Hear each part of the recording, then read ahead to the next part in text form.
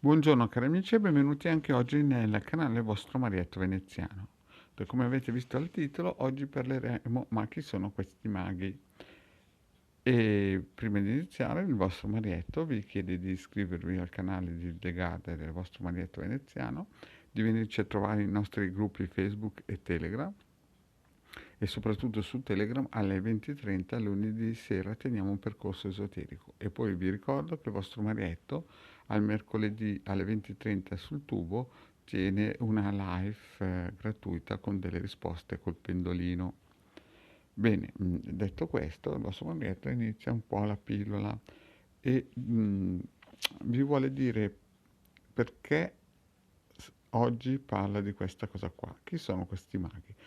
L'altro giorno guardavo una pillola di un famoso esoterista mago che rimproverava un po' le persone tramite il tubo perché si affidavano a dei maghi ciarlatani e dava un po' di birichini sia ai maghi ciarlatani che alle persone che buttavano via sia i soldi che il tempo su queste persone.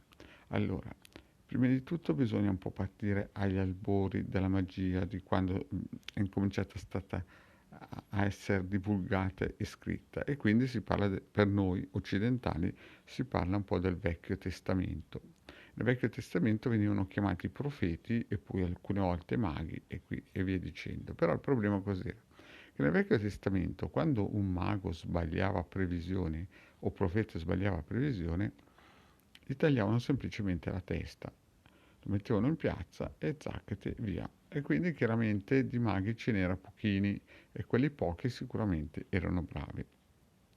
Poi con l'evolversi del tempo noi ci siamo resi conto che ci sono quelli bravi, quelli bravi e purtroppo quelli birichini che di magia magari non hanno niente. Allora, fondamentalmente quelli bravi, oltre a essere maghi, fondamentalmente hanno la mente da militare, e cioè a scatola, ma non perché un militare è limitato, ma proprio perché si rendono conto della grande responsabilità che hanno o tramite i loro doni o tramite le loro conoscenze e quindi per forza di cosa sono militari o paramilitari. Noi ne abbiamo conosciuti alcuni nel percorso dell'umanità. Uno dei più famosi sicuramente era Gengis Khan, che era sia sciamano che guerriero e chiaramente perpetuava la loro razza, la loro etnia. Un altro fu il Führer e un altro Ceausescu. Ceausescu purtroppo è stato, come si suol dire, ammazzato, però bisogna riconoscere che Ceausescu, la propria nazione, era l'unico Stato al mondo che non aveva debito pubblico e la loro popolazione che si dica bene si dica male, in quel periodo in cui Ceausescu è stato al potere, ha prosperato, sia il povero che il ricco stavano discretamente bene. Quindi bisogna rendersi conto che quando si cerca un esoterista bisogna sempre avere consapevolmente l'idea che bisogna cercare il migliore e a un prezzo adeguato.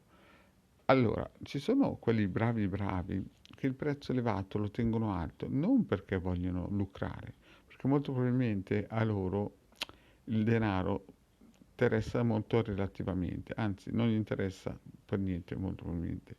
Lo fanno solamente per filtrare, perché hanno un compito in questa loro vita. In questa loro vita hanno un compito e quindi cercano di dare un taglio, perché chiaramente aiutano di nascosto. Poi ci sono i bravi che cercano di barcamenarsi e poi ci sono veramente quelli che sono dei birichini, che solamente hanno, come si vuol dire, una parvenza, ma non hanno nessun tipo di conoscenza esoterica reale.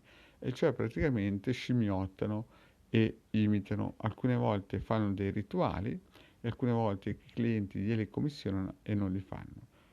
Voglio dire anche una cosa, quando un rituale viene fatto, anche se lo fa una scimmia, e lo ripeto, anche se lo fa una scimmia, alla fine funzionerà.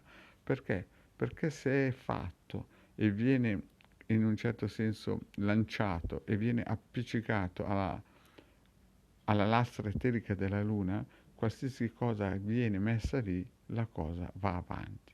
È chiaro che c'è il karma anche della persona e quindi se il karma della persona su cui viene fatto è più forte e quella persona deve essere da A e B e questo mago lo vuole far arrivare a C, faccio una cosa, e ripeto, non è un mago, è un birichino, birichino, birichino, però ha imparato quei 4 rudimenti e li cerca di mettere in opera. Alla fine la cosa, anche se sembra che non vada a buon fine, la cosa funzionerà. Il problema è che questi alcune volte si prendono i soldi e non fanno l'operazione e dicono di averla fatta. Mi ricorderò sempre la storia di una signora che ho conosciuto 6 o 7 anni fa che mi disse che a un tipo che su un social aveva aperto una, in un gruppo di voodoo, no? Gli aveva commissionato un avvicinamento. E cosa è successo? Gli ha dato questi 250 euro pensando di fare l'affare, perché questo tipo effettivamente in questo gruppo social, insomma, si vendeva molto bene. Gli spedì la merce, il problema è che sbagliò indirizzo, gli tornò indietro, a che sta signora chiese a questo tipo che si propinava come mago voodoo e roba del genere, se aveva fatto l'operazione. Questo tipo chiaramente gli ha detto di sì e lei gli ha detto: ma come fai a averla fatta se mi è ritornato indietro quello che mi avevi chiesto? Quindi capite che esiste una pletora di personaggi che corre sul tubo a metterci la faccia, a vendersi. In altre parole, sono diventati dei venditori porta a porta, solo che vanno sui social. Quindi, quando uno cerca un aiuto esoterico, e fa bene a cercarlo, perché purtroppo siamo attaccati anche come nazione, e ve l'ho già spiegato che da sud stanno arrivando i Vatussi alti alti e dall'est sta arrivando una, come si suol dire, una non evangelizzazione, ma un'invasione culturale di esoterismo tout court praticamente. Noi in un certo senso dobbiamo difendere anche il nostro suolo e la nostra sacra patria. E chiaramente dobbiamo, come si vuol dire, esoteristi, mettere degli argini, perché sennò a un certo punto troveremo per strada più geni malefici del Sudafrica, dell'Africa, che i geni propositivi che hanno fatto diventare l'Occidente quello che è attualmente a livello mondiale. Poi è chiaro che ci sarà quello che dice ma noi abbiamo fatto così o cos'ha, ma bisogna ricordarsi che questo periodo storico negli ultimi 6 anni ha portato ad avere una grandissima percentuale di persone che possono avere una vita che sia possibile chiamarla vita. Nella realtà ci sono, e ve l'ho già detto, 800 milioni di persone che non hanno il gabinetto in casa e 1 miliardo di persone in questo mondo che non ha la corrente in casa.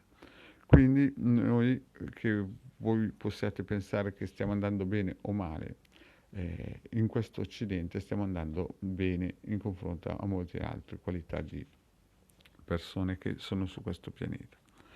Quindi cosa voglio dire? Voglio dire che quando voi vi rivolgete a un esoterista avete 3 possibilità: o beccate quello birichino, birichino, birichino che vi fa perdere tempo e denaro, o beccate quello bravo che cerca di fare il suo bene e sa il suo potenziale, o quello bravo bravo. Quello bravo bravo vi ricordo che sarà difficile da acchiappare, anche perché se lo tengono stretto, ad esempio le multinazionali. Io ho conosciuto alcuni che lavoravano per grosse ditte nazionali tipo assicurazioni o industrie di computer che lavoravano esclusivamente per loro, oppure sono responsabili personali di grandi banche e sicuramente non ci vanno a mettere la faccia sui social, magari di nascosto sì, ma la faccia sui social lasciate stare, no? Quindi vi può capitare o di trovare i bravi o i birichini, birichini, birichini. Quindi, cari amici, state attenti a questa cosa. Bene, il vostro Marietto ha finito qui. Vi chiedo, se non avete ancora fatto, iscrivervi al canale di Ildegare Marietto Veneziano e di venirci a trovare sui social. Grazie, cari amici, e alla prossima. Ciao.